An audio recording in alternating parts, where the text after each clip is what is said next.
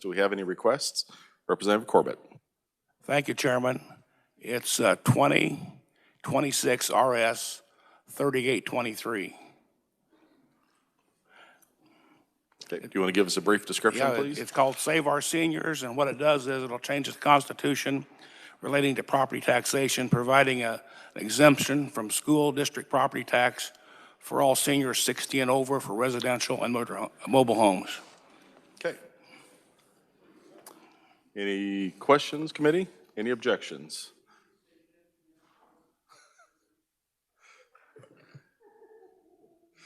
Do you want to repeat what you said? I'm sure it does. All right, any serious questions? Seeing none, the request is approved. Any further requests for bill introductions? Okay, seeing none, committee, we did have a set of minutes from February 3rd, February 4th, and February 5th to consider. Representative Helgerson. I move the adoption of the minutes. Okay, second from Representative Butler. All in favor, say aye. Aye. Opposed, no. Motion carries. Anyone wishing to be recorded? Right. Okay, next item is hearing on House Bill 2599, and for an overview on that, I'll turn to the reviser, please.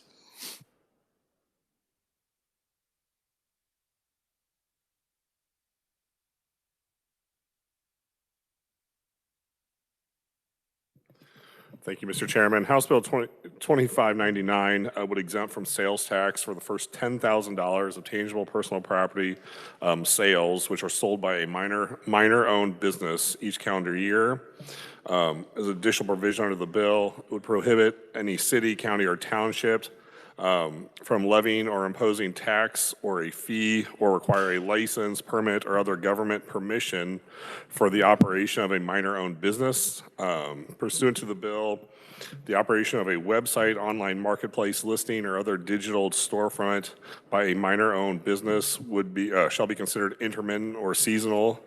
As defined under the bill, a minor would mean an individual under 18 years of age, and a minor-owned business would mean a business that is owned and operated only by a minor or minors, offers sales or services only on an intermittent or seasonal basis, and makes a gross sales in an amount not to exceed $10,000 each calendar year.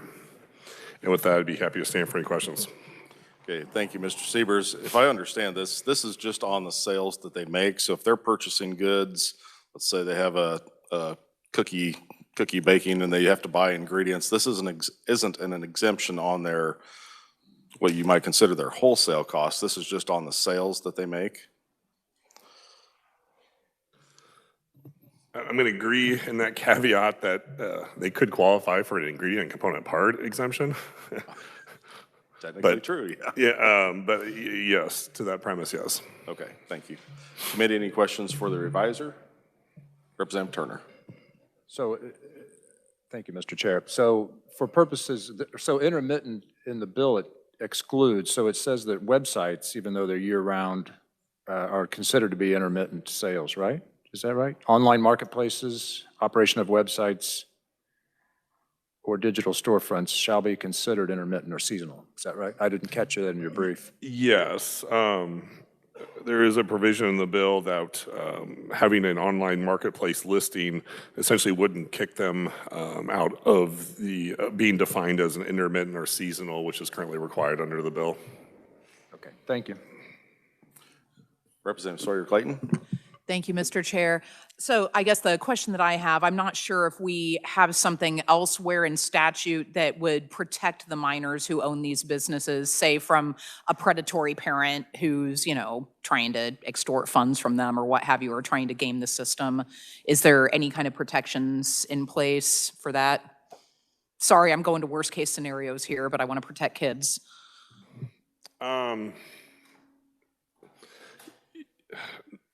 I'm not sure exactly what provision. That would be outside the scope probably of a sales tax provision. Yeah, I'm not aware of anything, to be honest with you. Thank you. All right, seeing no further questions. Thank you, Adam. We'll next turn to Department of Revenue for an overview on the fiscal note.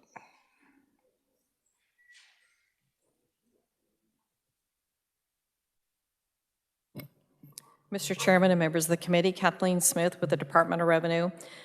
We are estimating that House Bill 2599 has the potential to decrease state and local sales tax revenues by unknown but negligible amounts beginning in fiscal year 2027.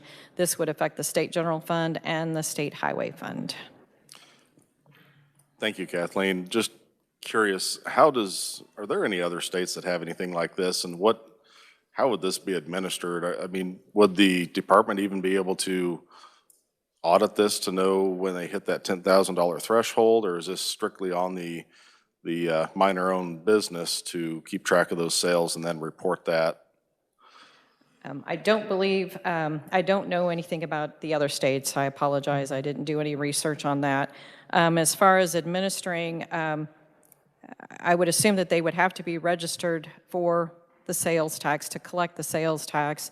And maybe there is a line on the sales tax return that says, take out your first 10,000 in sales and then we're going to tax the rest. I'm not sure. I don't know that we've gone far enough into this to be able to give you a definite answer. Yeah, because when I was reading the bill, I mean, I don't know how these businesses are structured, if they're official businesses or if this is literally just like a lemonade stand or a cookie stand or something. Are they actually going to register? So I appreciate that.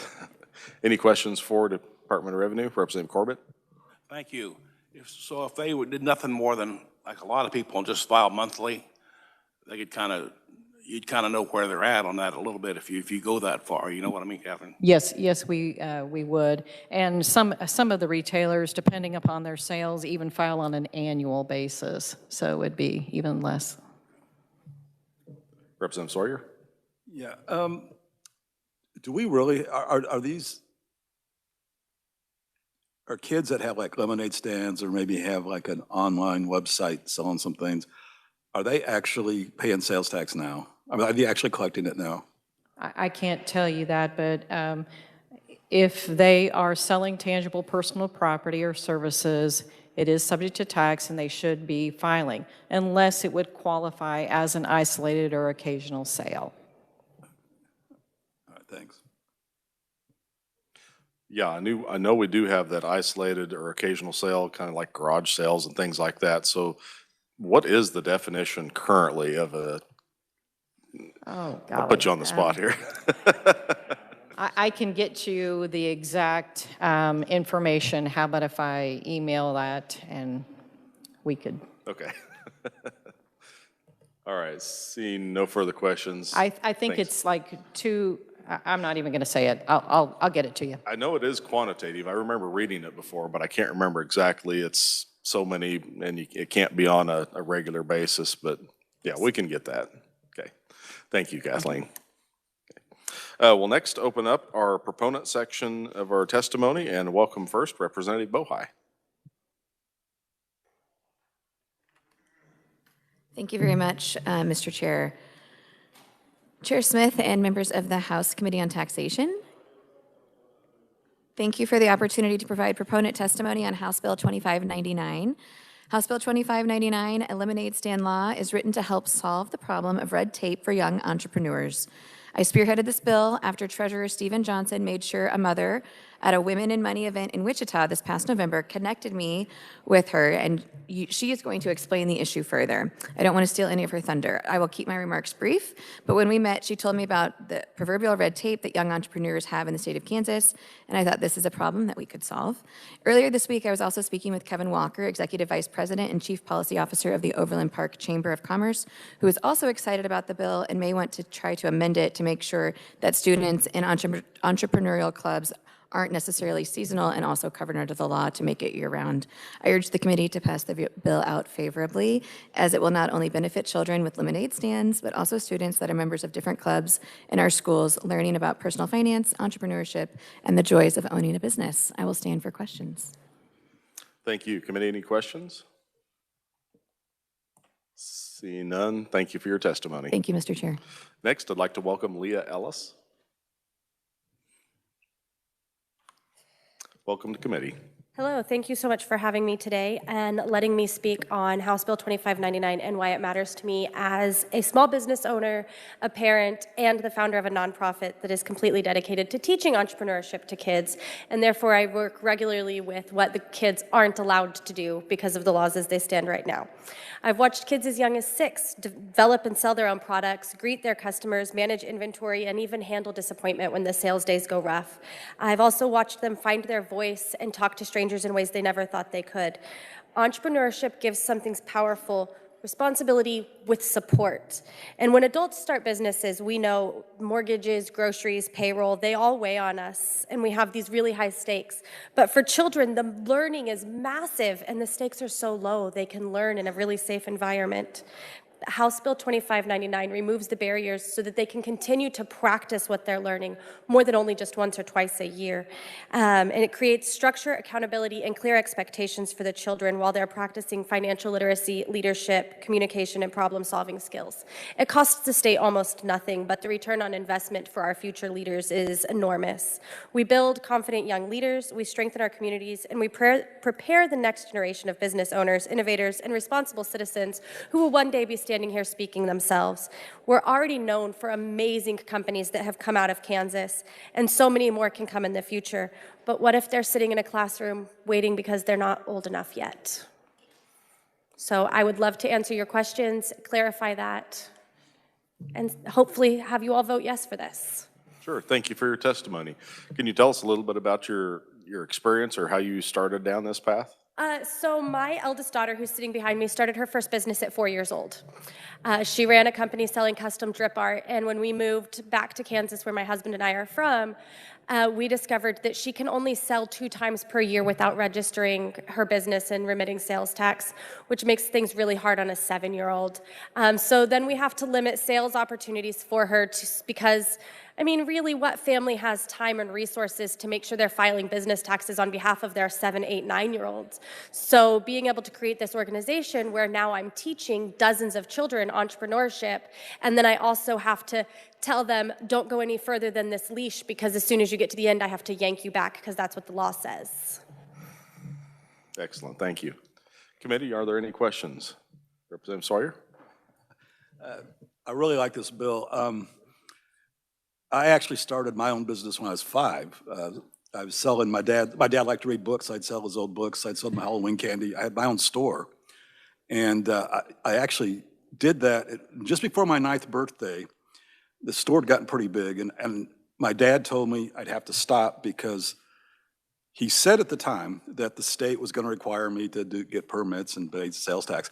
And I actually thought, I didn't believe him.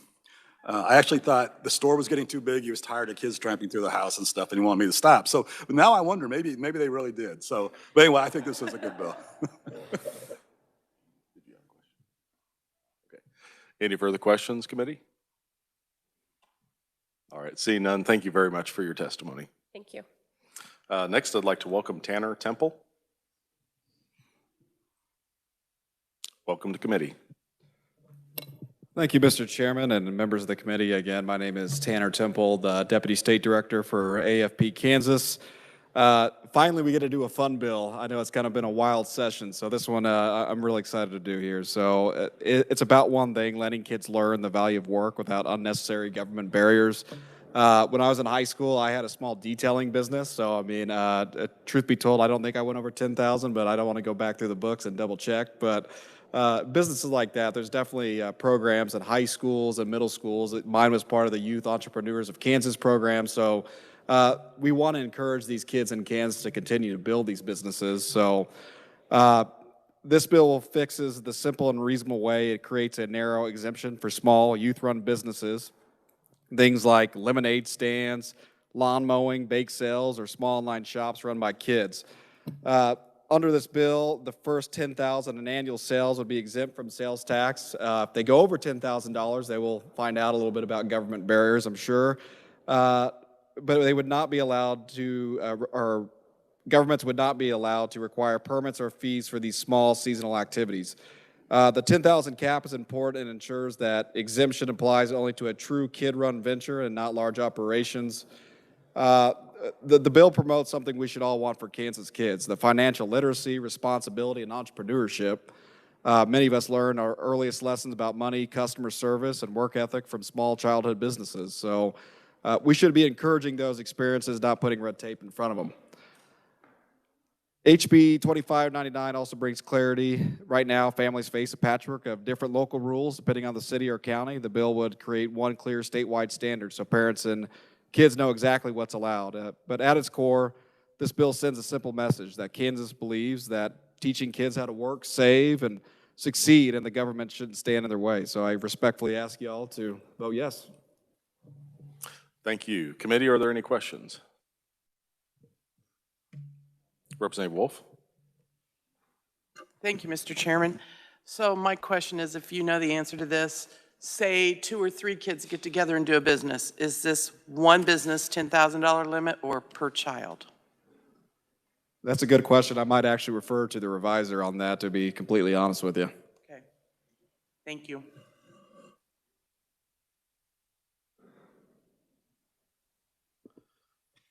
Yeah, I might turn to staff to address. By my reading, it would depend wholly on how it's operated. You know, the statute or the bill itself talks to is owned and operated by a minor. So if it's, you know, as a collective, I would take it as one. If they're operating separately, they would have each individually have their own. Representative Howerton? Mr. Chair, just curious, did you check into the regulations for like registering for the business at the Secretary of State's office, or do you know anything about that? Just the sales tax side of it. So I mean, like technically, small businesses still have to file sales tax and do their taxes just like anyone else. So this is targeted towards the young youth entrepreneur in that regard. So specifically to that question, I don't know. So would they be, No. you don't know if they'd be required to register as a business in Kansas as well? I don't believe so, but I might refer back to the revisor on that one, to be completely Okay. honest, Mr. Just- Chairman. Yep, Just curious if we're getting all the red tape, so. absolutely. Well, and I don't think there's any, you don't have to register if you're a sole proprietor, sole proprietorship. If you're an LLC or if you're going into a S Corp or a C Corp, that might be a little bit different. But Okay, so like a Schedule C, okay. Yes. Perfect. Thank you. Representative Turner? Thank you. You mentioned that they are truly minor-run businesses and not just masquerading as that, but how would that be verified, I guess? I'm curious. Man, asking all the tough questions now. Mr. Chairman, again, you know, when we wrote that, we were looking at a $10,000 cap. I mean, that is why is it targeted that way? So no, there is not an age verification on the bill that I'm aware of, but it's a generalization that, you know, lemonade stands, lawnmower businesses, it is targeted towards those youth entrepreneurs.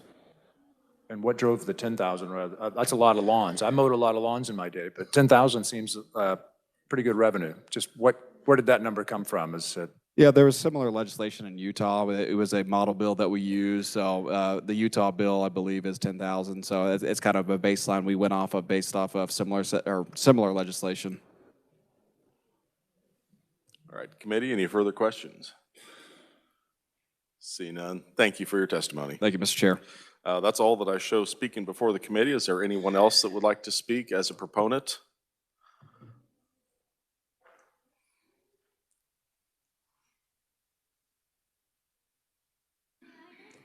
If you want to come up and introduce yourself, absolutely. Welcome. Hello.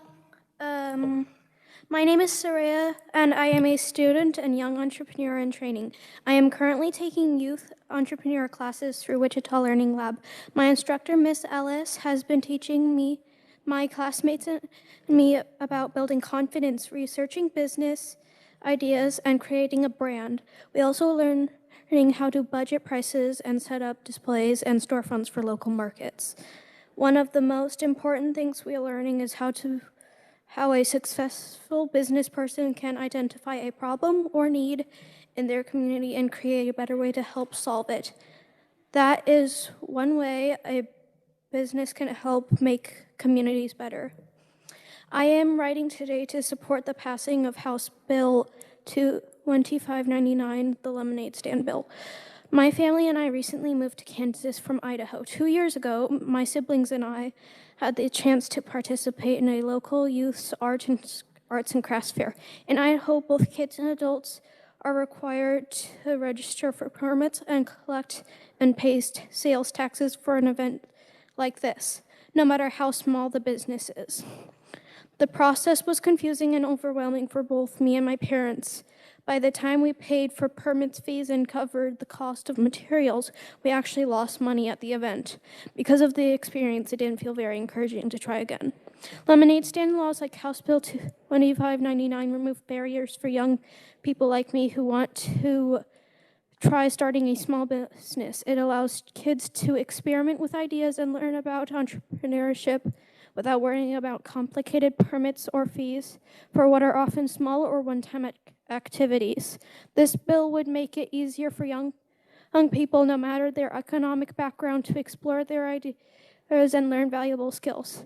When this bill comes up for a vote, I respectfully ask that you please vote yes on House Bill 2599 to support the future of youth-created businesses in Kansas. Fantastic job. Thank What's you. your favorite thing about owning and operating a business? I always thought it was important because I know when I grow up, I really, really don't want to have problems with debt. And I know that college and having a house can make big problems when it comes to that. Great job. Committee, are there any questions? See none. Great job again. Thank you. Yes. Come on up. You might have to pull the microphone down. There you go. Whoops. My name is Melody Ellis, and I serve as the Junior Executive Director of the Society of Child Entrepreneurs. I'm also a child entrepreneur, and I'm currently working on my third business. Starting and running my own business has helped me grow in ways that school alone could not. I have learned how to talk to customers, explain my ideas clearly, handle money responsibly, and solve problems when things do not go as planned. I have also learned how to fail forward. Not every product sells. Not every idea works the first time, but each experience teaches me something new and makes me more confident. One of the biggest benefits of starting a business as a kid is there's less at stake. If our business fails now, our parents will still provide for us. That gives us a safe space to take risks, try new ideas, and learn important lessons before we become adults.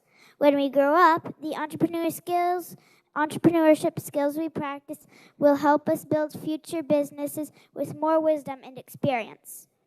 Even if I decide not to become an entrepreneur as an adult, the experience will still matter.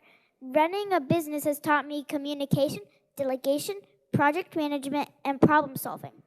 Those skills are useful in any career and in life. Young entrepreneurs need more opportunities to grow, sell, and share our ideas in safe and supportive environments. House Bill 2599 helps create those opportunities for kids like me. Please support House Bill 2599 so more young Kansans can learn, grow, and lead their entrepreneurship. Excellent job. Thank you. Committee, are there any questions? Representative Shu. Thank you, Mr. Chair. Thank you so much for coming here today. Can you tell us a little bit more about the businesses that you've started? So I started my very first business when I was 4 years old. It started out as Melody Paints, and I did drip art canvases. It recently was rebranded to Melody Creates, and I sell pretty much whatever I want to make enough of to sell. I'm going to start selling sewn products. I do graphic designs. I still do my drip art. I'm going to do foam dolls. And my second, I started with my little sister when we were both stuck at home. It's a specialties lemonade business called Lemon Time Lemonade. And we sell specialty lemonade for $5 and an extra 50 cents to add something like edible glitter, peach rings, lemon Sour Patch Kids. And my final business that I'm working on starting right now, I'm starting to enter the Malt Million Challenge, the Malt $1 Million Challenge, and it's called Party Animals, and it's a sustainable pet party business. Sounds great. You didn't bring any lemonade for us today, did you? No. Oh, okay. Maybe next time. Any further questions, committee? Seeing none, thank you very much. Great job.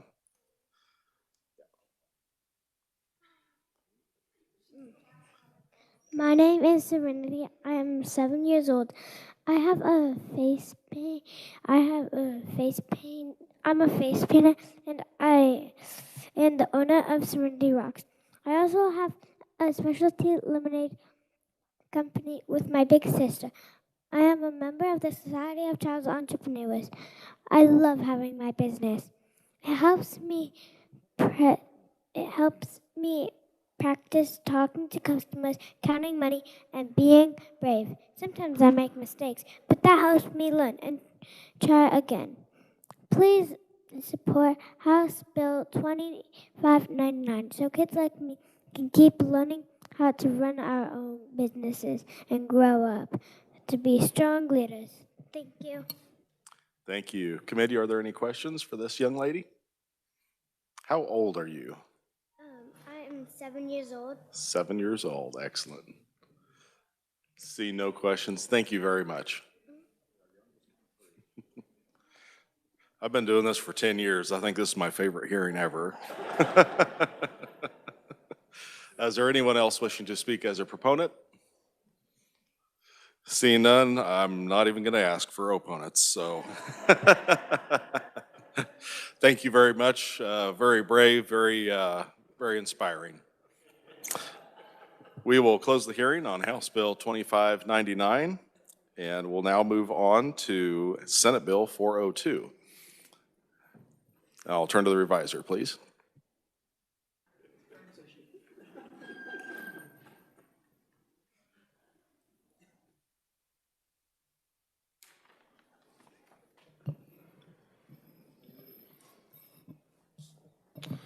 Thank you, Mr. Chairman. Senate Bill 402 would make certain amendments to the homestead program, the second homestead program, and then the Safe Senior Tax Credit. Under the bill, Section 1, the homestead income eligibility threshold for the selective assistant for effective senior relief, also known as the Safe Senior Tax Credit, it's currently based on the household income equal to or less than 120% of the federal poverty level for two persons. The bill would amend this 120% of the federal poverty, and instead giving the amount stated in the bill as $25,380 for tax year 2026, and then subject to further cost of living adjustments going out future years. Under Section 2 of the bill, applying to the original homestead program, it would modify the definition of household income to mean the total Kansas adjusted gross income of all persons of the household in the calendar year. This would start in 2026. Again, this would apply to the original homestead program and not for Safe Senior. Going on to Section 3, there's a provision where a claimant for a homestead refund claim must be domiciled in the state for the entire year in order to be eligible. The bill would provide an exception for claimants who are required to live away from the homestead by reason of health or other hardship beginning in tax year 2026. And this would include a claimant who qualified for a refund under the Homestead Act as a resident in the past, otherwise qualifies as a claimant under this act, and they would not lose eligibility for any subsequent tax year which they are required to live away from the homestead, including living away by reason of health or other hardship, so long as the homestead is not rented nor used for the production of income while such claimant is away. By reason of health means to obtain medical care or to receive basic services relating to daily living, self-care, or mobility, including but not limited to assistance with bathing and personal hygiene, dressing and grooming, health maintenance activities, or preparation of meals. Again, this would apply to the homestead refund claims, both of them, but not Safe Senior. Moving on to Section 4. This would be a provision that would require the Division of Taxation to combine what is both the homestead property tax forms into one form. Currently, I believe they're on two forms. It also would require essentially renaming the second homestead program as the Kansas Golden Years Homestead Property Tax Relief Refund, trying to differentiate between the two. And this would apply for tax year 2026 and thereafter regarding the use of one form. Sections 5 and 6 increase the eligibility limitation for the appraised value on the claimant's homestead from what is $350,000 to $375,000. Section 6 of the bill would provide that a person who receives a refund under the Homestead Property Tax Refund Act or the Safe Senior Credit for any previous year when the person's residence had an appraised valuation not exceeding $375,000, they would not lose eligibility for any subsequent tax year in the event that the appraised valuation would essentially raise above the $375,000 threshold. This would take effect for tax year 2026. As noted, the bill would go into effect on July 1. With that, I'd be happy to stand for any questions. Thank you, Adam. That was a fairly extensive, there's a lot going on in the bill, but hopefully we're trying to combine this and simplify it. So any questions for the reviser? Representative Sawyer? I do want to clarify if I'm understanding this right. So the current Safe Senior refund program that pays the 75% refund, the big, kind of the biggest relief in this bill, in the current bills, we are essentially phasing it out because no longer, right now you have to be 65 or older to qualify, but the way this reads is you have to be born before January 1st, 1961 to qualify. So nobody else will qualify from now on, just those that are in it now, essentially. Yeah, that's a good point. I must have failed to mention that. You're right, that there is also a hard birth date into the Safe Senior. You're right, that used to read as 65 years of age or older, and they did insert as an amendment on the Senate side, born before January 1 of 1961. So that is an additional provision. I did fail to mention, so you're right. So essentially going forward, it would not be a 65 years of age would automatically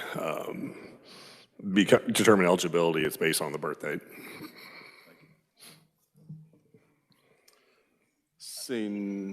Representative Turner. Thank you, Mr. Chair. So there's no retroactive piece to this. So as far as the valuation, it'd be in 350, and if it exceeds that in future years, it says it doesn't lose your eligibility, but that starts in 26. Is that fair? It does get complicated. There is one quasi, page 8, and this applies to kind of the Homestead 2 program. For base year 2025 and thereafter, the appraised valuation is allowed to be $375,000 or less. So that's the only real retroactive component. Everything else should be going forward.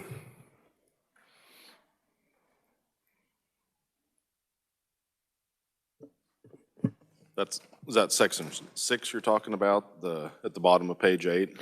Right above it, it's on line 17. It's actually section 5. We got inserted, I believe, as an amendment. It's been a floor amendment. Yes, I see that now. Okay. Line 17B. Representative Wolf? Thank you, Mr. Chairman. So is this appraised value what the appraiser has it valued at, or is that something they have to pay to have done? That would be the county appraised value. The county appraised value. And what kind of hoops do they have to jump through to prove that they still have this house, but they're living in a nursing home or whatever the thing may be that they're fighting against to keep this homestead?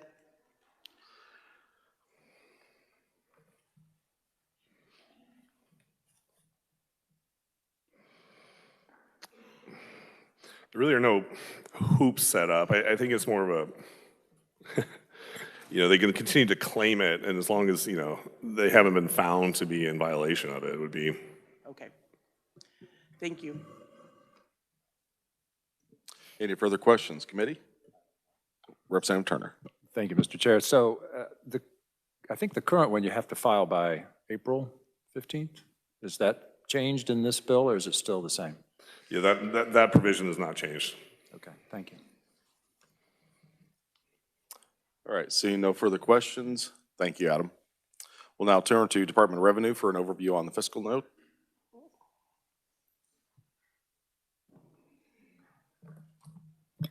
Mr. Chairman and members of the committee, Kathleen Smith with the Department of Revenue. We are estimating that Senate Bill 402, as amended in by Senate Committee of the Whole, would decrease the state general fund in fiscal year 2027 by $350,000. There would be a positive impact in fiscal year 2028 of $640,000 and a positive impact in fiscal year 2029 of $1.6 million. Thank you, Kathleen. I'm assuming that's just a factor of we've increased that threshold a little bit, so there might be some new, some additional claims being made, but then with kind of the sunset of Safe Senior, that results in the increase. Correct, Okay, sir. thank you. Yes. Okay, Representative Sawyer? I'm glad you verified. When I saw that, I really liked the bill until I saw the positive fiscal note to the state. I'm like, because I like the idea that we're making it simpler and easier for people to apply, trying to kind of combine the programs. But it kind of bothers me that, we always talk about we don't want to tax, the widow out of her house or grandma out of her house, and we want to provide property tax relief. This is the group we really need to provide property tax relief to. And it bothers me that the net change of this bill is less property tax relief for seniors. So I hope, that's what the Senate did. I'm hoping as when we work this bill that maybe this is one area where I think we should spend a little money. We should try to provide some additional property tax relief to seniors. So I hope when we work the bill, make some other changes so that even if we phase out the Safe Senior program, that we at least kind of increase the eligibility or increase the refunds in some of the other programs so that we have a net increase in property tax relief to seniors. So that's a comment, but I want to make sure you verify those numbers before I said that, because when I read that today, I thought, well, that's stunning that we're providing less property tax relief to seniors after this bill than we are now. Thank you. Representative Wolf? Thank you, Mr. Chairman. When Adam was reading, he said a hard date of January 1, 1961. Does that change year after year after year? Does it stay that? So as some of us get older than that date, we can't apply? You can't apply for the Safe Senior. Okay. So we're that trying to one's move phasing everybody out? over to the Homestead program. That's what's made the change in? Yes. Yeah. Yes. Thank you. And it does, I don't think this bill touches that. The Homestead program has a $700 maximum limit, I think. Is that, if I'm correct? I don't think that's changed in this. And the Safe Senior had no dollar amount. It was kind of a percentage based. Okay, seeing no further questions for Kathleen, thank you very much. Committee, I don't show anyone speaking. We have several written proponent testimonies. Is there anyone that's wanting to speak to the committee as a proponent? Okay, we do have one neutral. Megan Lynn. Welcome back. Thank you, Mr. Chair. I never got a chance to be in the Senate, in the tax committee, so very exciting. And it's such a cute day to be here, too. So Chairman Smith, members of the committee, thank you so much for the opportunity to be here today. I am Megan Lynn, the Associate State Director of Advocacy for AARP Kansas. We're a nonprofit, nonpartisan organization with nearly 275,000 members here in Kansas, and we work every day to support adults age 50 plus and their families. We really appreciate the intent and all the work that this bill is trying to do to provide tax relief, property tax relief, including the streamlining the applications into one, raising the home value cap, allowing exceptions to the residency rules for health or hardship, and adjusting the Safe Senior income eligibility each year for inflation. However, we must be neutral due to the questions that we just heard about. the proposed change to the safe senior eligibility. The Senate proposed moving from an age-based requirement of 65 years plus to a birthday cutoff of January 1st, 1961, meaning people turning 65 in the coming years will no longer qualify. Only current participants would stay eligible, which would eventually phase out the program. And we are definitely concerned about losing that tool moving forward. We all know that property taxes hit older Kansans, especially those with low incomes, much harder. And for many, rising taxes can really mean the difference between staying in their homes or being forced out of them. So strong, targeted relief programs help people age in place and stay connected to their communities. Finally, I'd like to share for the committees and for the public's awareness that AARP's Property Tax Aid website is another helpful resource. We encourage you to share that with your constituents. This resource helps all Kansans, regardless of membership, identify programs that may assist in their property tax relief. So as the committee works Senate Bill 402, we would respectfully request amending back to the original language on lines 33 and 34 of Section 1 to restore the age requirement for a safe senior to 65 years and older. And if that language is reinstated, we would be strong proponents for Senate Bill 402. Thank you for your time. Thank you. Committee, any questions? Oh, come on, she can't get off that easy. Representative Sawyer. Okay, so you support everything in the bill except for the fact that we were phasing out the Safe Senior Program. Correct. Okay. 'Cause I agree, there's a lot of other good things in this bill. Thank you. Thank you. Is there a way that we could enhance the homestead program to kind of make up for maybe the difference in the loss? If they wanted to look at another approach to potentially target some of these low-income seniors, we would be open to that, but we have not seen that being proposed yet. Right, okay. Thank you. Committee, any further questions? All right, thank you for your testimony. Thank you, Mr. Chairman. That's all that I show speaking as neutral. Is there anyone else that would like to appear as neutral? Any opponents? Seeing none, we'll go ahead and close the hearing on Senate Bill 402. Committee, we have several bills I wanted to try to take action on today in committee. The first one is House Bill 2645.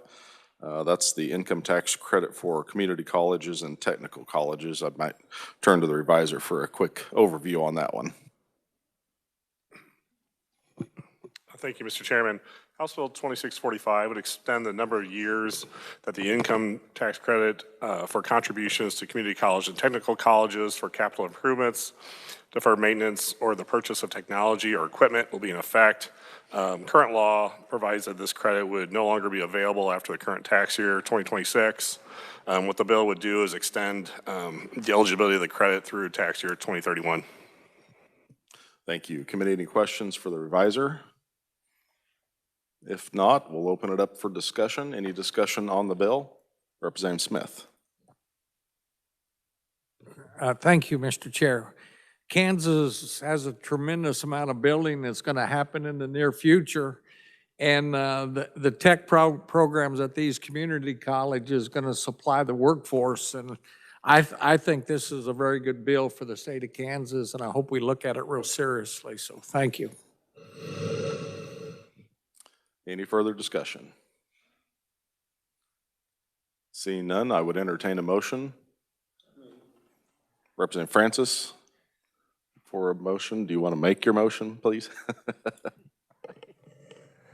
I move that we pass out House Bill 2645 favorably. Okay, and a second from Representative Essex. All in favor, please say aye. Aye. Opposed, no. Motion carries. Committee, I did announce on the floor my intentions. We have a Senate Bill 434 that we heard, I think, last week. It's kind of dealing with some language changes on the veteran sales tax exemption. For expediency, I wanted to use that as a shell and put the contents of what we did yesterday in the Veterans Valor, House Bill 2005, the Veterans Valor Program, and the repeal of that sales tax exemption program. Was wanting to put the contents of that into Senate Bill 434. So I wanted to open it up, I guess, on Senate Bill 434. I didn't really prepare an amendment on that. It'll just be a gut and go to install all of the contents as it passed committee yesterday of House Bill 2005 into Senate Bill 434. And I'd go ahead and make that motion. We got Representative Hoheisel for a second.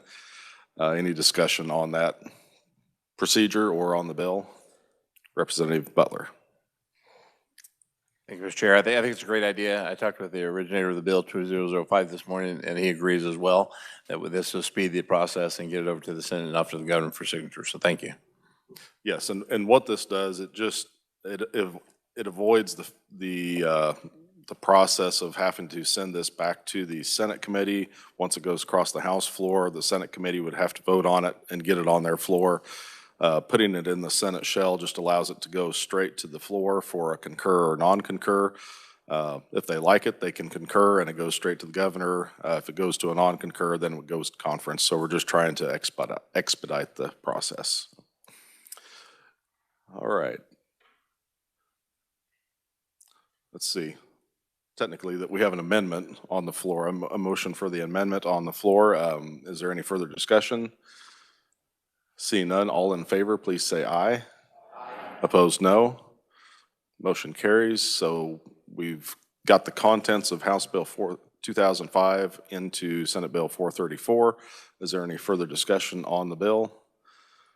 Seeing none, I would entertain a motion on the underlying bill. Representative Carlin.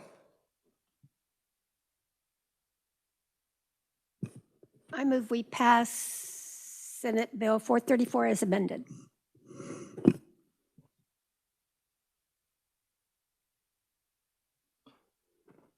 Okay.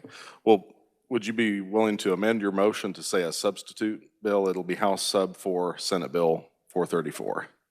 I move we create a substitute for 434 and add the contents of House Bill 2005. Okay.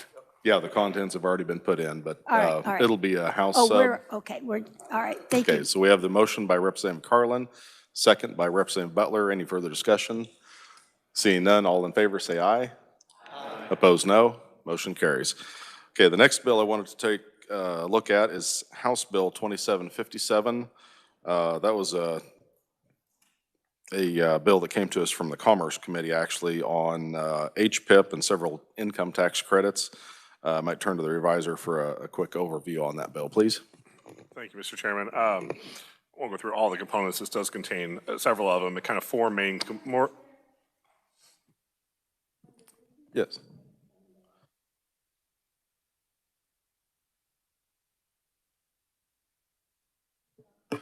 We'll try to get the microphone adjusted a little better. My apologies. Is it better? Okay.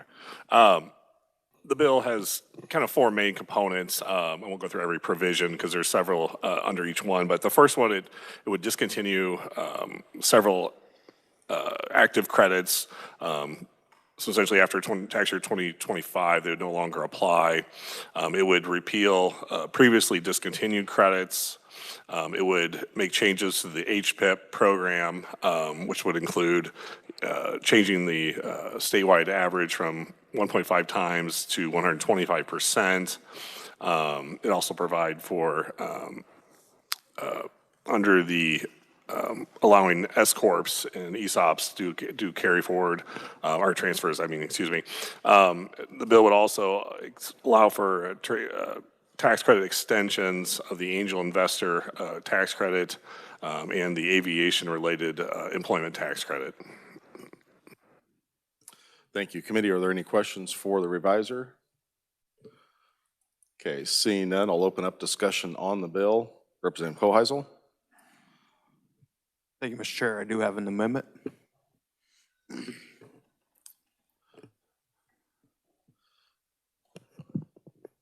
you want to explain your amendment or just let the revisor get that passed out? I can explain it while they pass it out. What we're doing is we're eliminating the real reason for the fiscal note is 153 million. on the 125% wage standard, so we're eliminating that.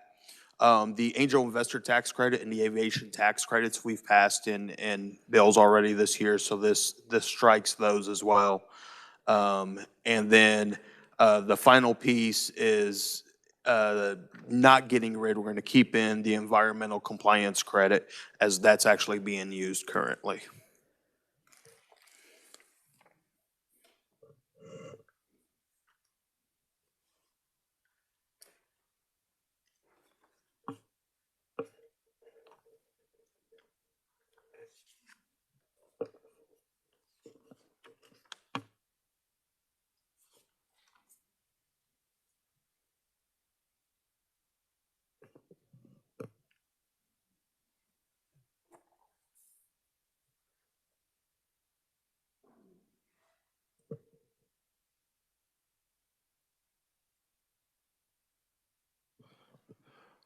Okay, it looks like everybody's got a copy of that. Looking through the amendment, it looks like you're just striking language. There's no additional, so we're just pulling out the provisions that you had explained. Okay.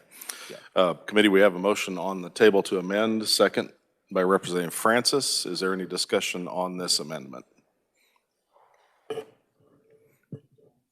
Oh, yes, Representative Carlin.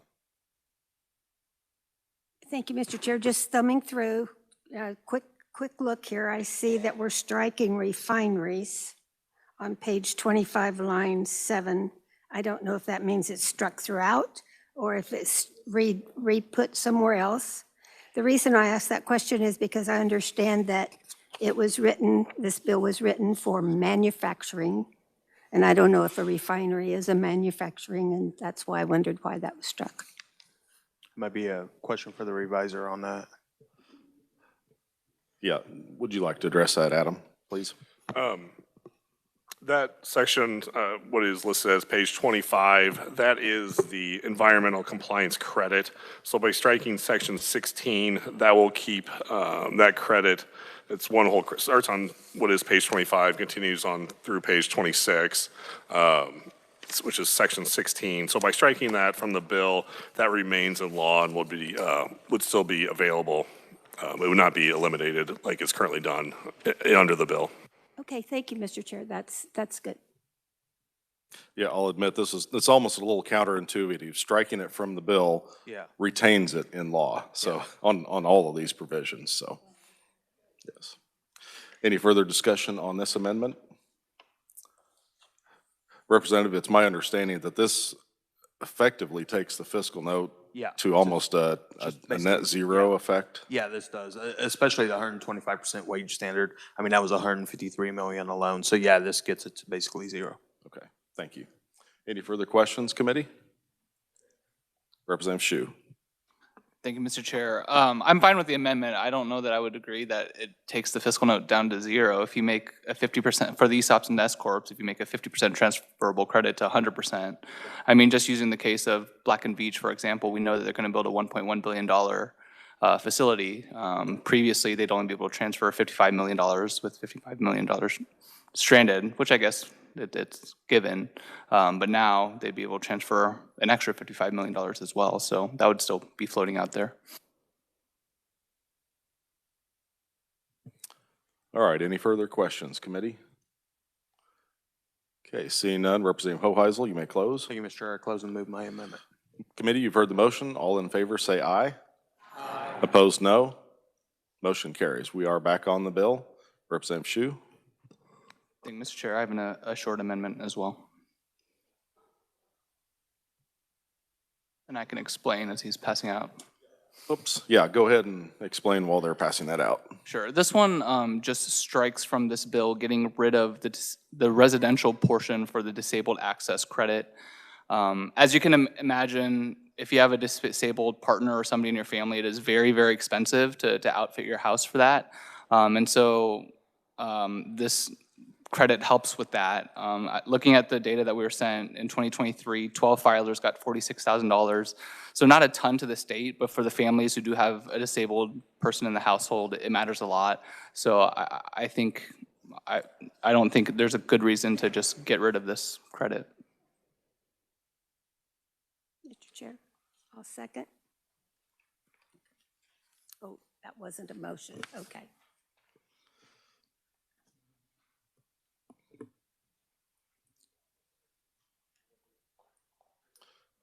Okay, it looks like the committee all has a chance to have a copy of that. We have a motion on the table to amend by Representative Shu. Representative Carlin, did you want to second that? I would, thank you, Mr. Chair. Okay, so we have a second from Representative Carlin. Is there any discussion on this amendment? Okay, seeing no discussion, Representative Shu, you may close. Thank you, Mr. Chair. I close. Body, you've heard the motion. All in favor, please say aye. Opposed, no. Motion carries. We are back on the bill. Is there further discussion? Representative Awerkamp? Thank you, Mr. Chairman. I have a small amendment too.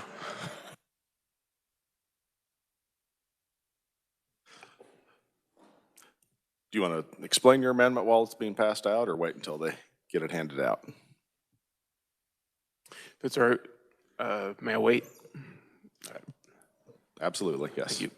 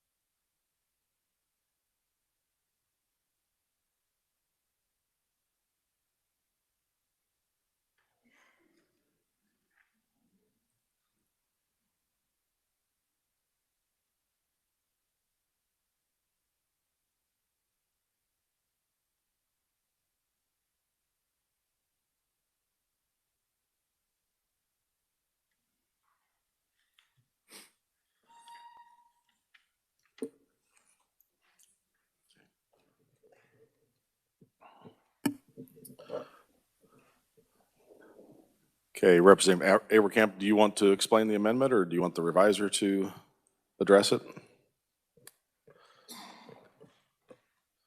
Yeah, if revisers can start it and then I'll finish it because there's a few parts of it that they will know a little bit better than I do for sure, and then I'll explain the one on the backside of the. Okay, Mr. last Sabers, page. would you want to give the committee a kind of an overview to start? Thank you, Mr. Chairman. Yes, the amendment, the amendment is to essentially under the HPIP program to sunset the current credit. So that way credits would not be issued for investments after, actually I should say January 1, 2027. Sorry about the first copy and paste. So it should read January 1, 2027. I apologize for that. And essentially what they're doing is transferring it from a credit program to a rebate program.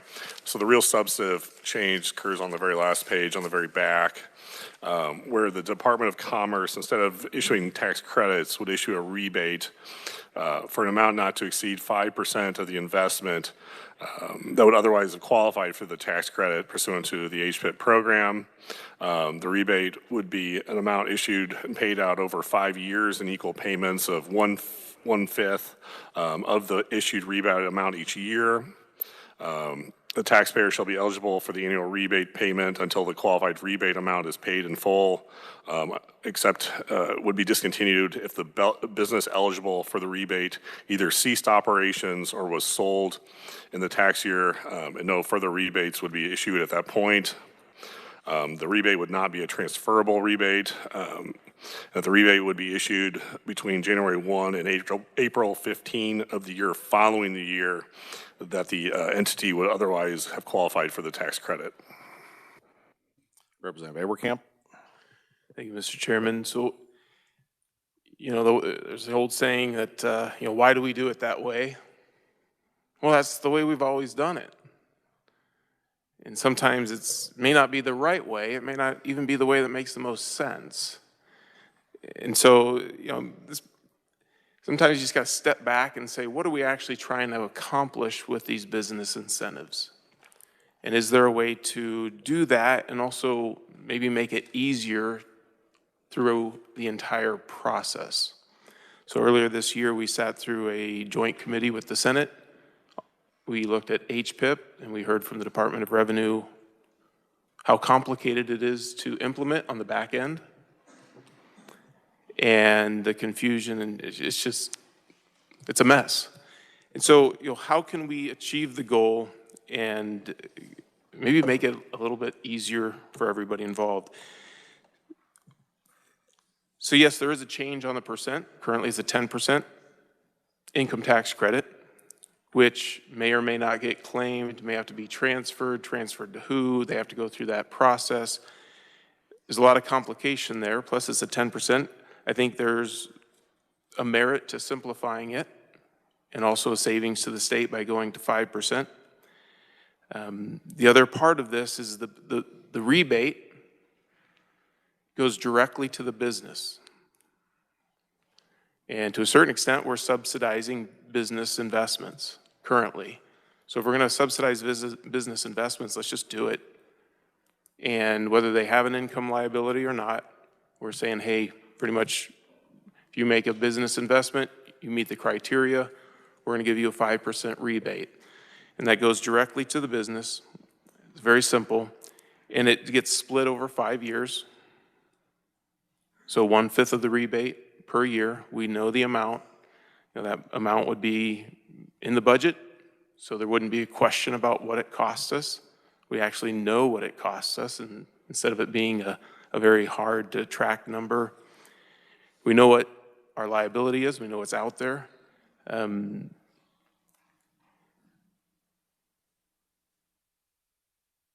I think it's a different way to look at it, but if we really, you look at it from the business's perspective, they know exactly what they're getting. They're working with one entity. They can predict the rebate each year. It just simplifies it. And I think also gets some of the, I'll just say other players out of the process. With the transferability, I think it gets very messy with everybody that starts to get involved and kind of manipulate the process and the incentives. I think this allows the Department of Revenue or Department of Commerce to work directly with the businesses, keep extra, probably unhelpful influences out of the process. And yeah, I think it would be overall well received by Kansas businesses. Happy to stand for questions. All right, we've got a motion on the table to amend. I'm assuming, Representative Avercamp, that you'd have a friendly suggestion for the revisor to be able to correct that January 2nd date to January 1st with your motion? Absolutely. Okay. All right. Do we have a second? Representative Kahar for the second. Any questions, committee? Okay. Representative Howerton. Thank you, Mr. Chair. Just curious, if it's 10% now, what was the reasoning for the 5%? Just trying to understand that. So it saves the state a lot of money. That's one of them. The other thing is, so, is it a decreased incentive for a business? Go to 10% down to 5%? For some, yes. For others, no. Because for others to go through the whole process of transferring those tax credits and that whole additional question mark through the process, I think going in knowing exactly, hey, I'm going to get 5% back. I'm going to get 20% of that rebate each year for 5 years. It's a known quantity. Are we obliged to subsidize business growth? No. Why 10%? Why not 5%? I think 5% is very generous. We're taking taxpayer dollars and we're subsidizing somebody else's business. I think keeping it simple gives an advantage to the business. Yes, we're decreasing the percentage, but overall, I think it's a better system. Why 10%? Why not 20%? Why not 2%? It's just a decision we have to make. And I think right now, we're spending a lot of money on business incentives.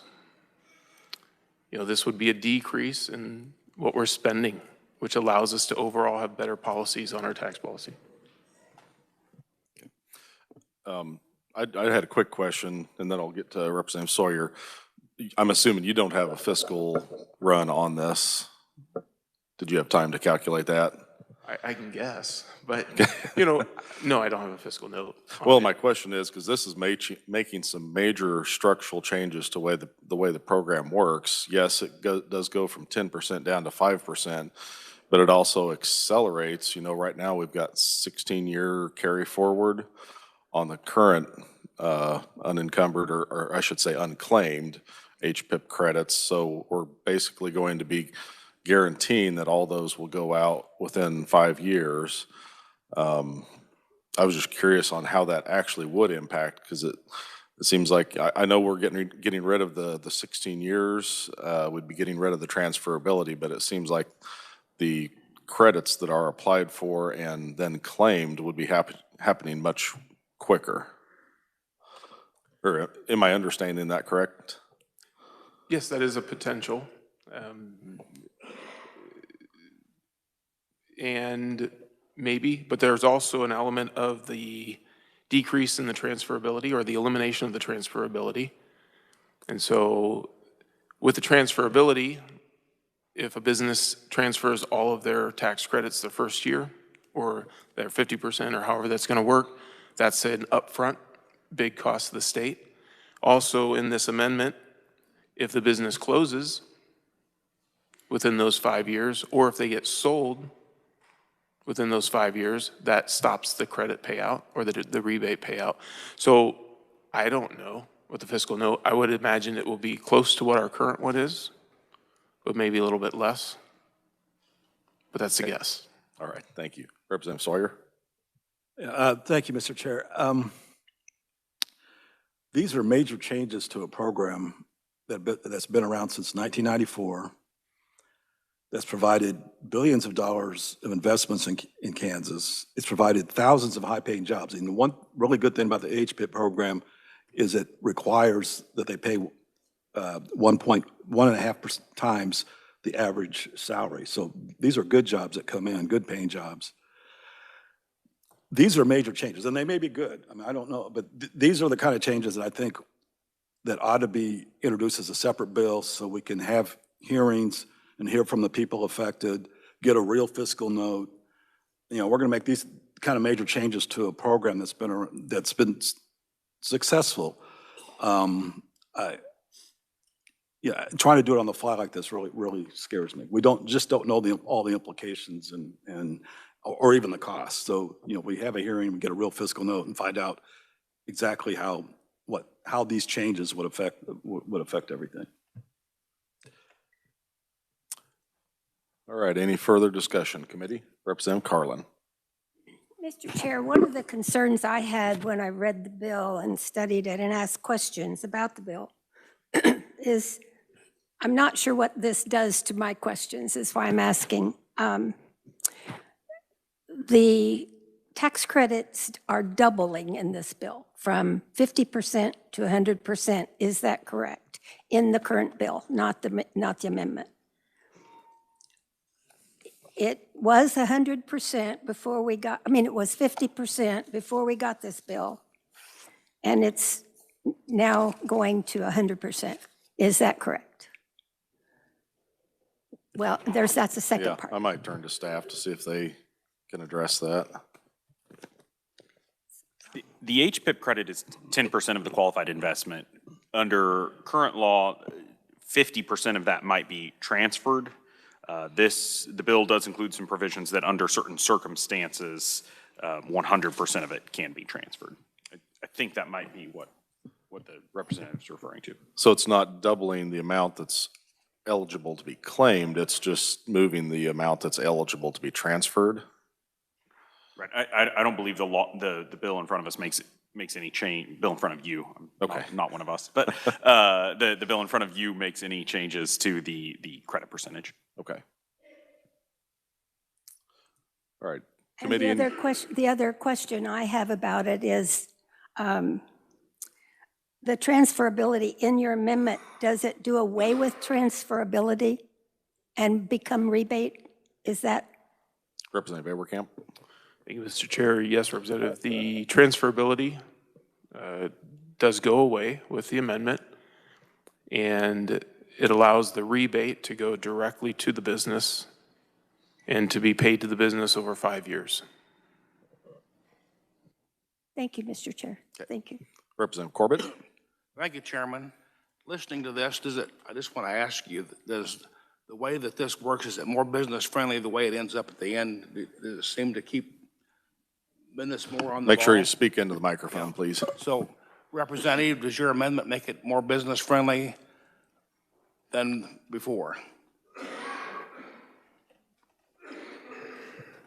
Mr. Chairman, I guess it would depend, because we're reducing the incentive from 10% down to 5%. So that would be a decrease in the incentive for businesses. But at the same time, we're reducing potentially the state's incentive, the liability, and that's the payout from the state. And if we do that, we're going to be able to hopefully increase and improve our overall tax policy if we stop paying out so many incentives. The other part, that is a reality. We passed a trigger bill on the state income tax last year. And if we're giving out all these income tax credits, that's a reduction in income taxes. If we reduce our income taxes, we're never going to be able to hit our trigger and actually lower our income taxes in Kansas. And so by eliminating this as a tax credit and just simply making a rebate, yes, we're decreasing that incentive, but we're getting closer to an overall better tax policy in Kansas. So you could look at it both ways. All right, any further questions on the amendment? Representative Turner. Thank you, Mr. Chair. So you had mentioned the joint committee that we had this summer, or maybe even in this committee, but they presented how many of these HPIP credits were out there unclaimed on an unknown timeline, if and when, but I forget the amount, and I didn't know if you could remember that, or maybe Eddie is the one for that. Ballpark. I remember $1 billion, but I don't know. But I guess my question, since I have the floor for a question, is that this would stop exacerbating that problem, is your plan. Thank you, Mr. Chairman. Yeah, yes, it's a simple, from my perspective, it's a much simpler process. There are no tax credits hanging out there. There's no tax credits being transferred into pass-through entities with 100 owners, or however Department of Revenue has to keep all their various spreadsheets. It's a mess, and that's because of the policy. And I don't think that's right. I think we ought to keep our policies simple and easy to implement. Simple is always better. People can understand it more clearly. I think having a rebate go directly to the business, it's very easy to understand. The paperwork's very simple. They don't have to get a bunch of extra people involved. They don't have to do all the tax credit paperwork. It's a very simple system. It goes directly to them, cuts out all the middlemen. And yeah, definitely I would imagine for the Department of Revenue, it's a nice Christmas gift in 16 years. Representative Long. Thank you. Thank you, Mr. Chairman. I also was here for that interim. I remember the report that you're referring to. It seems like I remember it was about $1 billion over 16 years. It seemed like I also remembered testimony that a portion of that credit was expected to expire before they transferred or used it. Do you remember that? Go ahead, Mr. Yeah, Chairman. I remember, I think that was before we allowed the transferability. With the transferability now, I think a lot of that outstanding credits that had been applied for but not claimed, with the transferability, it's more likely that those would not be allowed to expire, but it's pure speculation on how much actually would be claimed. You know, I can't really say for myself whether I think this is probably a good idea, this amendment.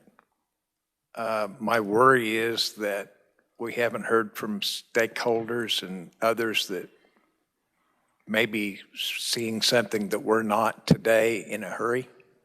And so, but that's not to say it's not a good idea. I'm just hesitant to make such a big amendment so quick like that before I have more information. Thank you, Mr. All right. Representative Carlin? I realize this is quick. I'm trying to figure out if we have any idea what this does to the cost of the policy that we're doing. We had a number before that first amendment that we were looking at.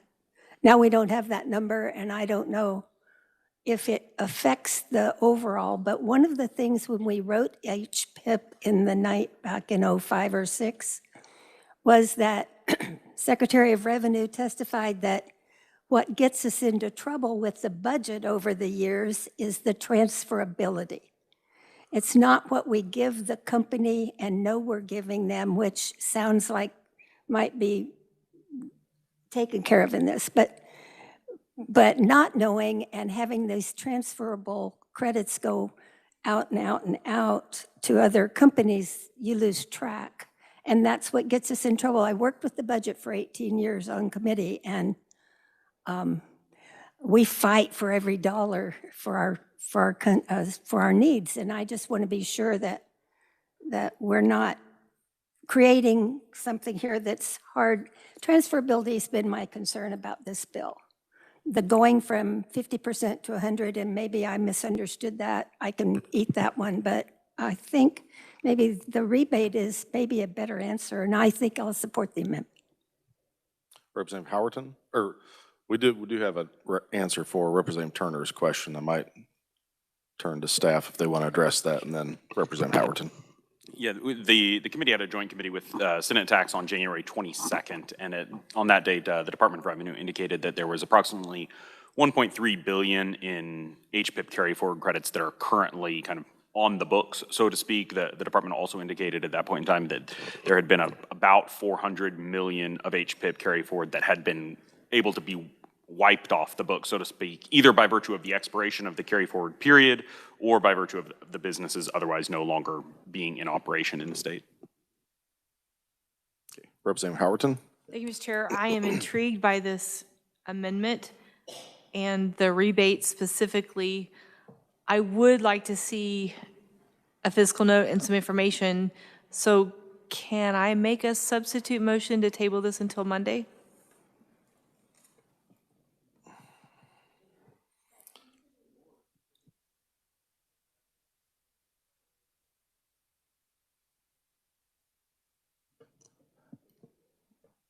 Table the bill. Table the bill until Monday.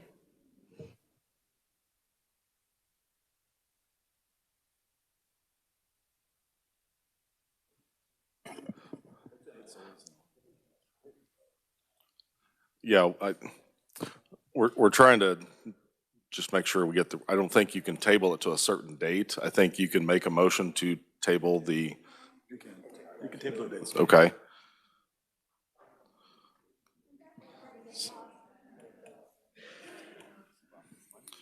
Okay, so Representative Howerton, do you want to restate your motion just so everyone is clear? You're making a substitute motion on the entire bill. On the entire bill to table it until Monday. Until, okay. Till tax on Monday. Okay, so. In the hopes that we could get the information and have a better discussion. Yes. Okay. Do we have a second on that motion? Representative Wolf with a second. Okay, yeah, this is not a debatable motion, so I've heard the motion by Representative Howerton to table. What bill are we even working on here? House Bill 2757 until Monday. All those in favor say aye. Aye. All opposed, no? No. The noes appear to have it. The noes do have it. We are back on the original motion to amend. Is there any further discussion? Representative Hsu. Thank you, Mr. Chair. I understand this is a big change, but I'm inclined to support this as well. If we just look at kind of the big part of what this bill now does, it's increasing the transferability for S-corps, wholly owned S-corps that are ESOPs from 50% to 100%. But we only have to even look at this because they don't generate an income tax, so the only way that they can get a benefit out of it is to transfer it. This does seem simpler to me. All right, is there any further discussion? Representative Long. Just a short question. The way I understand this, they would get the rebate regardless if they're making income or not, right? Representative Awerkamp, do you want to address that? Thank you, Mr. Chairman. Yes, Representative, they would, but also if we understand the transferability element of it, they would also get the benefit because they would be able to sell the tax credit, or 50% or 100% in the ESOP case. So they would be able to get that full amount whether or not they have a tax liability. And there's a possibility the hit to the state could be a little bigger, a little quicker, because it's happening in 5 years instead of 16. Is that fair? You know, Representative, there's a lot of variables in it for sure. But I would, because if we go back to the idea of being able to transfer 100% for just the ESOP, I think there's a decent amount of ESOPs out there. And the current transferability element of HPIP, you know, if you're a business and you can sell that tax credit, you know, getting rid of that tax credit year one and selling it, as opposed to waiting multiple years to take advantage of that tax credit yourself, I would say there's an economic advantage to selling it immediately or very quickly, and then the person buying it would obviously use it right away. So I think there's a legitimate argument to say this would decrease the initial hit to the state, but I don't know that for sure. I agree. Thank you, Mr. Chairman. Representative Francis. Yeah, I think this discussion just shows that this is too big of a change to make at this time. It may be a very good idea, but we need to have it vetted. It's just like when this idea started out, you know, it came back to us, it had a $170 million fiscal note.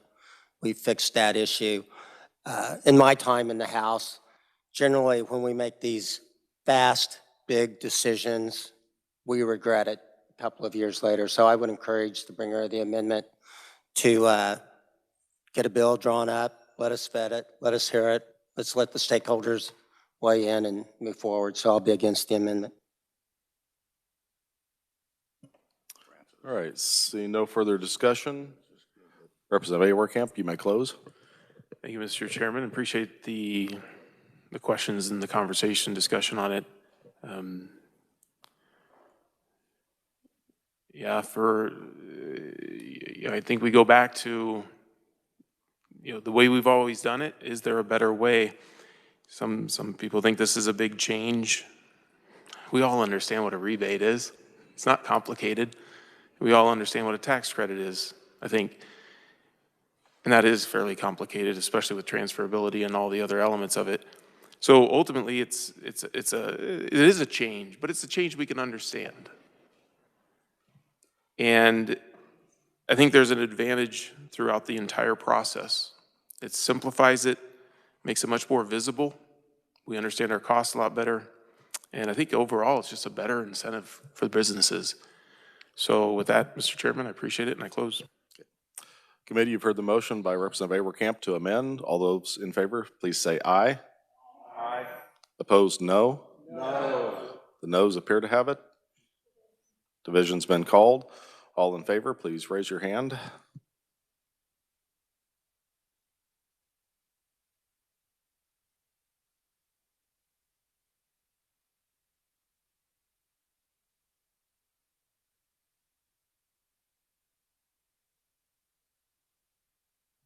And those opposed, please raise your hand.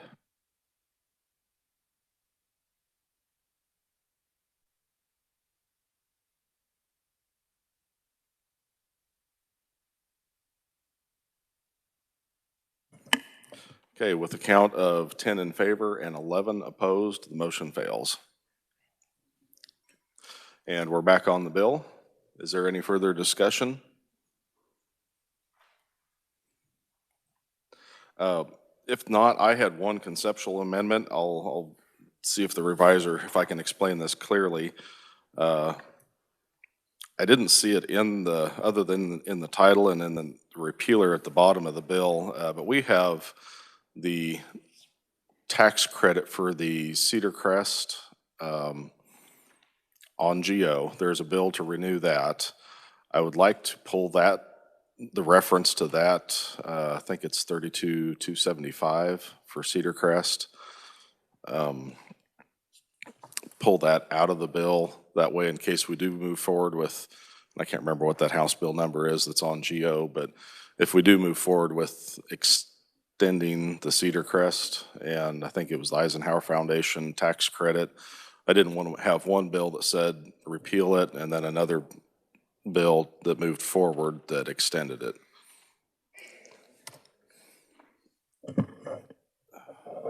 I apologize. I should have looked up the right reference number.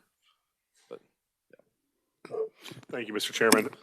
Yes, the Cedar Crest tax credit is 7932,275. You won't see the language in the bill itself. You see the reference in the title and repealer because the ultimate section is being repealed. This is the credit that is currently essentially not in place because it has been sunset already. So essentially it's just wiping it off the books in this bill. So I understand the intent is just to make sure that the language stays in statute in case it gets taken care of elsewhere. So we just be deleting the reference to that statute in the title and repealer, but it would have no effect with this bill, essentially either way, according to any finances or tax implications, because the current the credit is no longer in effect as of right now. Yes, thank you, Adam. And like I say, committee, I just wanted to make sure that we don't have two contradicting bills if we pass this bill and then we get some motion forward on the bill that's on GO. I didn't want to have conflicting bills. So that would be my motion. Is there a second? Second from Representative Hoheisel. Any discussion? Seeing, oh yes, Representative Kahar. Sorry, I couldn't hear very well when he was explaining. Could you just in a nutshell, does this keep this in or does it remove it? The current tax credit in law has expired, I think, December 31st, 2025. We do have a bill on GO that we passed last year out of tax committee. It didn't get above the line.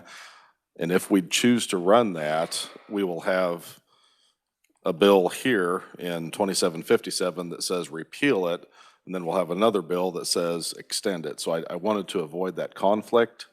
So pulling it out of this bill as a repealer leaves it on the books, and then we can extend it if we choose to run that bill that's currently on GO. That's a big nutshell, but. So it removes it unless we extend it. It basically does not repeal the statute. Again, it's a little counterintuitive. By removing it from the bill, it leaves it on the books in the statute. So we're, in theory, we're leaving the tax credit in place Yes, by this amendment. yes. Okay. Okay. Sorry for the confusion. It's one of those prohibition of the exception from the exemption of, almost a double negative. Any further discussion? Representative Kahar. Sorry, I don't have a question this time. I'll just explain a little bit. My community is a very working class community, and I think they'd have a hard time with me extending a tax credit for buying furniture for a mansion. And so that's why I wouldn't support leaving it in. Thank you. Okay, any further discussion? Representative Howerton. So currently, leaving it in, would that be expired or unexpired, or would it be active? Leaving it in does not change the expiration. It is still expired as of December 31st. There's no tax credit right now. Right, there's no eligible tax credit at the moment, Okay. Unless we do choose to run the bill that's on GO. So, seeing no further questions, I'll move my amendment. All in favor, please say aye. Aye. Opposed, no. Ayes appear to have it. The ayes do have it. Motion carries. Any further discussion on the bill? Representative Carlin. Thank you, Mr. Chair. One more question. I had to find out what an S Corp was because I wasn't sure. And because they're a pass-through company, they pay no taxes themselves, and that the owners of the S Corp are individuals that pay the taxes or some kind of answer like that. But what I want to know is, in the current bill as it stands right this minute, can more companies become not C Corps but go to S Corps and therefore be eligible for what we're doing? I don't know if staff can answer that question. I can't.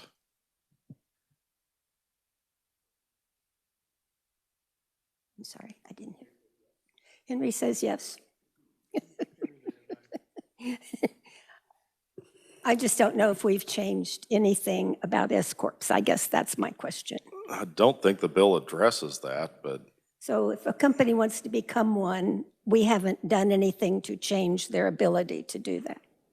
Thank you, Mr. Chair. no, I don't believe so. I don't Not believe this so, bill. but I wanted to ask that. Thank you. I don't know if it would change the eligibility for the credit or not. I don't know enough about all the details of the program. Well, But one of the other things I learned is once you are eligible, you're eligible. It's like an entitlement program. So, entitlements are not always bad. any further questions on the bill, committee? Seeing none, is there a motion on taking action on the bill? Representative Francis? I move to approve House Bill 2757, favorable for passage. As amended. Committee, you've heard, yeah, I just helped him finish his motion. Committee, you've heard the motion. Sorry, yes, Representative Hoheisel for the second. All those in favor of the motion, please say aye. Aye. Opposed, no. Motion carries. One small last item of business. I'd like to take a look at SCR 1616. This is the resolution we heard yesterday. Does anybody need an overview from the reviser? Seeing none.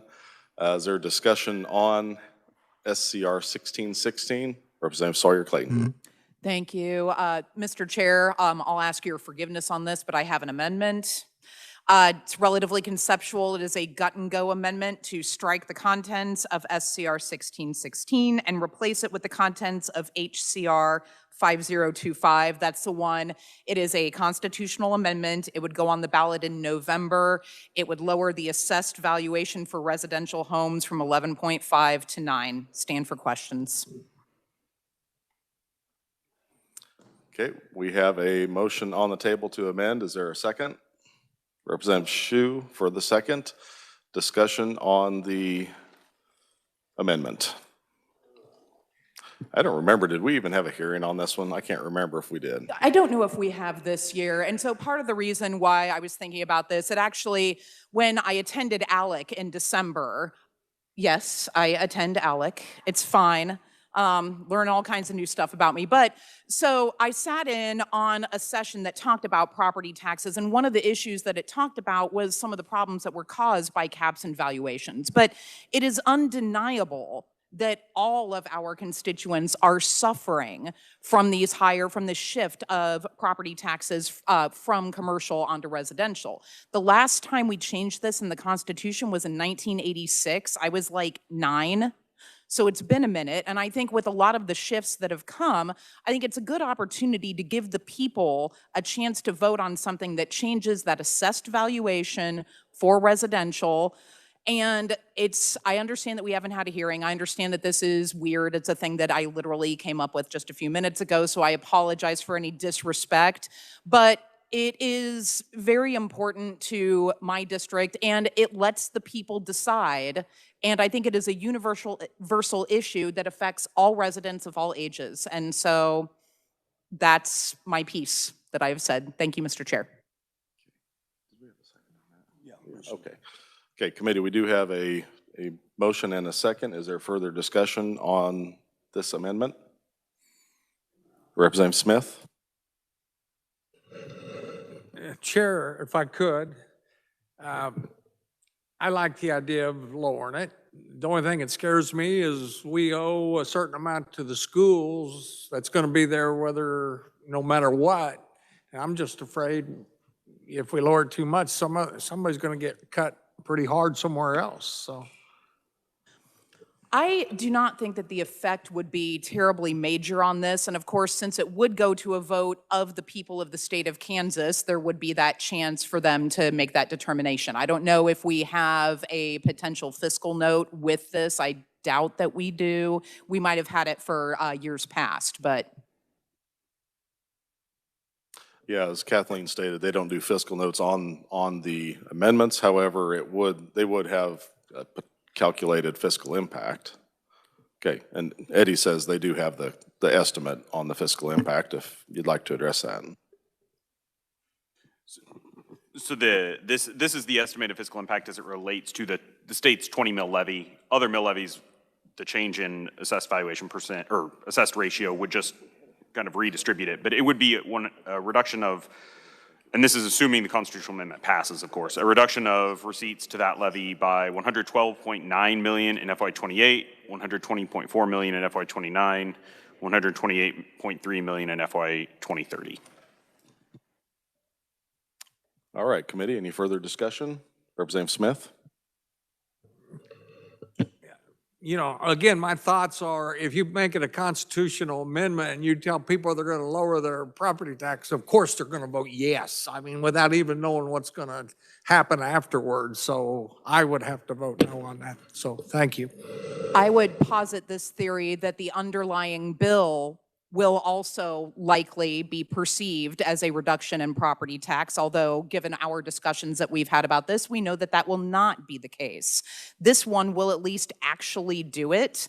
And so I would, just like to urge your support for this. This gives us an opportunity to have a strong House position on a solution that will actually be viable for all Kansans.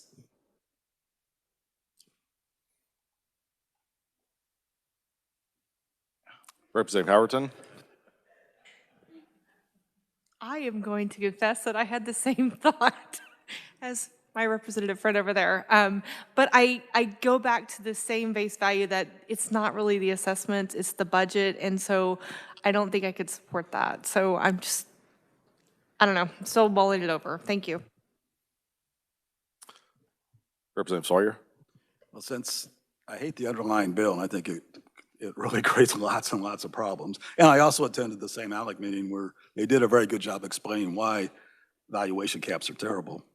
I am going to support this amendment because I like it better than the underlying amendment. So, it's better than that one. So I'm going to support this. Representative Kahar? I guess my question would be, why choose? Couldn't this be a separate bill instead of having it gut and go? Couldn't it be a separate bill to deal with the assessment? Or would that be, they're exclusive of each other? Everything could be a bill on its own. This is a substitute. Well, it's not really a substitute motion. It is a motion to gut and go what we're currently working on. So this is proposing a new concept as opposed to what is the original contents of 1616. Yes, Representative Carl. Thank you, Mr. Chair. I lived and experienced for over 50 years with a home that we owned in California. Bought the home in 1971. Prop 13 came along in 1975. Voted in by the people, constitutional amendment, changed the property tax so that it froze the property tax at the time of 1975. California law changed because of the people wanting tax relief. Our people want tax relief. I'm afraid they'll jump at this 3%. And I really am afraid they'll jump at it. The 9% can grow. The 3% is a hard number. And I think we're giving them a better choice doing that. But I sold my house 2 years ago, and I was paying the same amount of property tax, $782, that I paid 50 years earlier. So that's what happens when you start messing with referendums and the people not quite fully understanding the complexity. They want relief, and I think this would give them relief instantly, and it doesn't mess with the future so much. And when you have new growth, well then, I think it would actually inspire new growth as well. So I like this. Thank you, Mr. Chair. If I can't remember what the bill or the resolution number was, but I know we did have a hearing on a similar bill. I think former Representative Vic Miller had introduced something similar to this, and I agree the math works. It is property tax relief for residences. My biggest concern is it is a tax shift. Anytime you change one of those assessment factors on one class of property, it's a tax shift of whatever the reduction in taxes is on that over onto all the other classes of property. And you know, we've done a lot of things for residential property over the last several years by increasing the residential exemption, some things like that.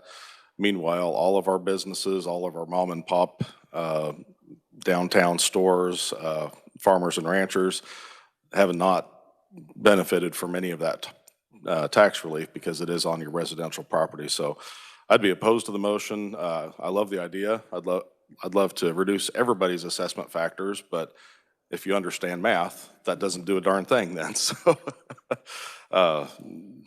just my comments, sorry. Any further discussion on the amendment? Seeing none, Representative, you may close.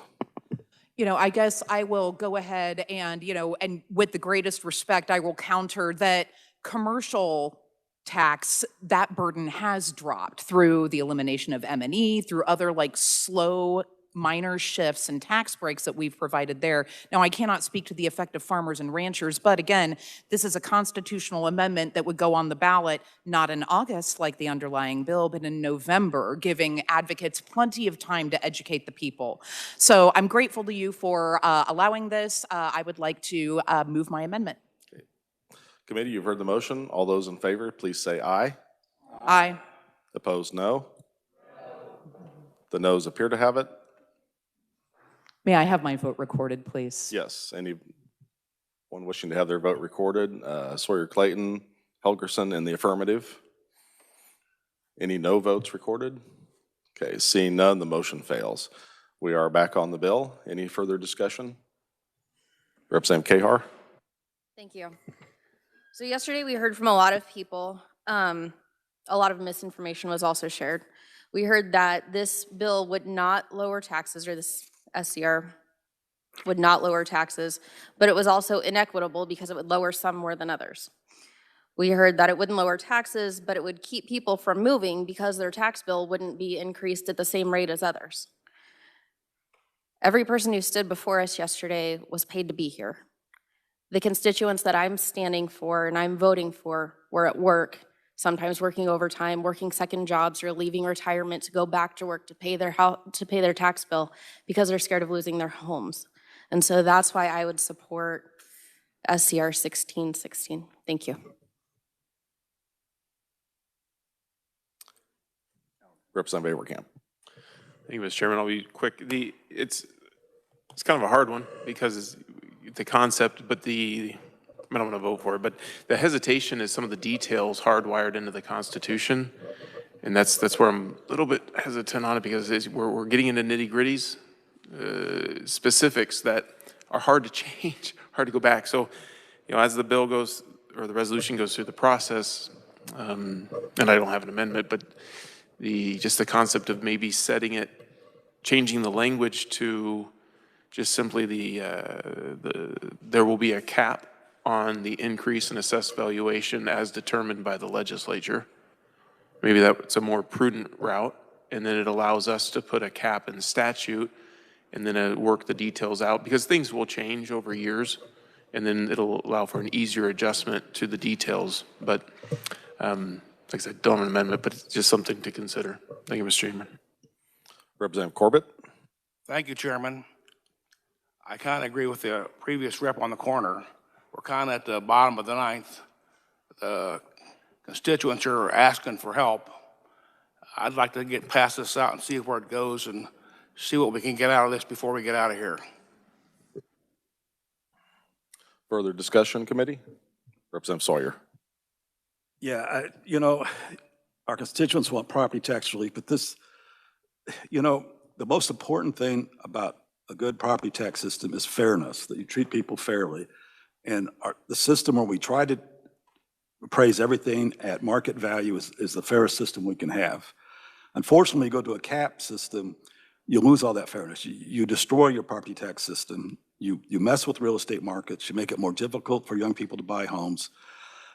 Florida, when at the ALEC meeting that we was talking about, they gave Florida as a very good example of why this is horrible.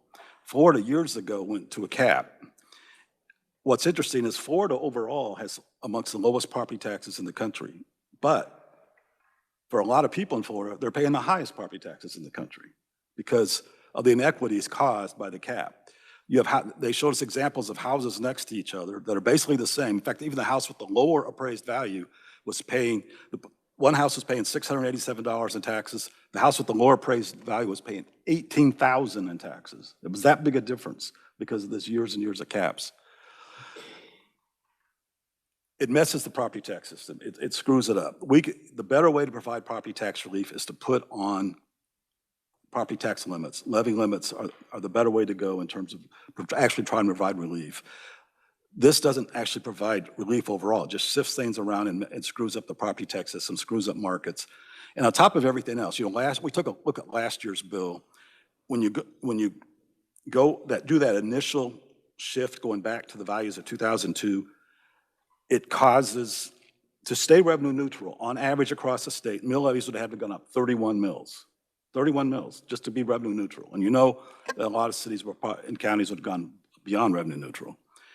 That increase alone would cause your motor vehicle taxes to go up 27% because the motor vehicle taxes are based on the average county mill levy. So one of the side effects of this bill is you're going to raise motor vehicle taxes considerably right out of the gate. So there's a lot better ways to provide property tax relief. I think this is bad. It's really bad it destroys your tax appraisal system. We should not do that, go down this path. So I'm going to be opposing this amendment. Representative Long. Thank you, Mr. Chairman. Probably without a doubt, at least to most of us, a lot of us, this may be the biggest thing we vote on this year. It's a serious matter, and I know this committee's gone over this extensively, but I'd like to see this go to all of our 125 members need the chance to look at this, debate it on the floor. If it doesn't make it out of this committee, that would be a tragedy. So that's why I'm going to support it. Representative Corbett and then Howerton. Thank you, Chairman. I think some of the biggest problems we have, it's not so much the caps, it's the valuations. You could take the same house in 125 counties and you'd be pressed to get close on the same number. This may not be perfect, but I agree with the last speaker. Let's get it out and let's get some sunshine on it and let's get a vote. Representative Howerton. Thank you, Mr. Chair. I have been reading a lot, specifically from my county commissioners. They have a lot of good information out there. It is about budgets. I believe that. I'm not convinced otherwise yet. But I do agree with the last two speakers that this is a much bigger debate. And I'll support it going out of committee, and then I'll decide on the floor. Thank you. Representative Sawyer Clayton. I think if we are speaking about how big this is and about how important it is and how we need to have the whole entire body vote on it, I would like to ask for a conceptual amendment that moves the election date from August to November, because the same thing, it's like the difference between having a tiny portion of Kansans vote on this huge property tax issue and a much larger portion in November. So I don't know if that is a permissible amendment to make, just to move it from the August election to the general election. I think that's one that is easily understood, unless I see differently from the reviser. So you're moving it to the general election of this year. Yes.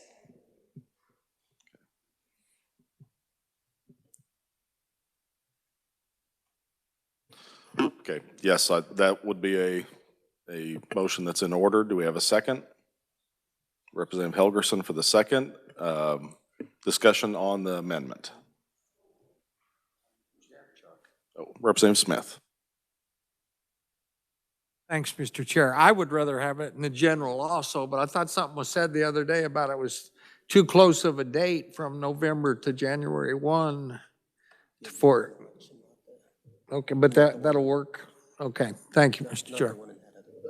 Thank you. Any further discussion on the amendment? Seeing none, Representative, you may close. I close. Body, you've heard the motion. All in favor, say aye. Aye. Opposed? Motion carries. Okay, we are back on the resolution. Any further discussion? Seeing none, I don't usually do this, but I'll go ahead and make a motion to recommend SCR 1616 favorable for passage as amended. Do I have a second? Representative Kahar. All those in favor, please say aye. Aye. Opposed, no? No. The ayes appear to have it. The ayes do have it. Motion carries. All right, committee. Gonna have to start serving supper, I guess, in tax committee. A little bit better than last night, but thank you all for your time and attention. We are adjourned.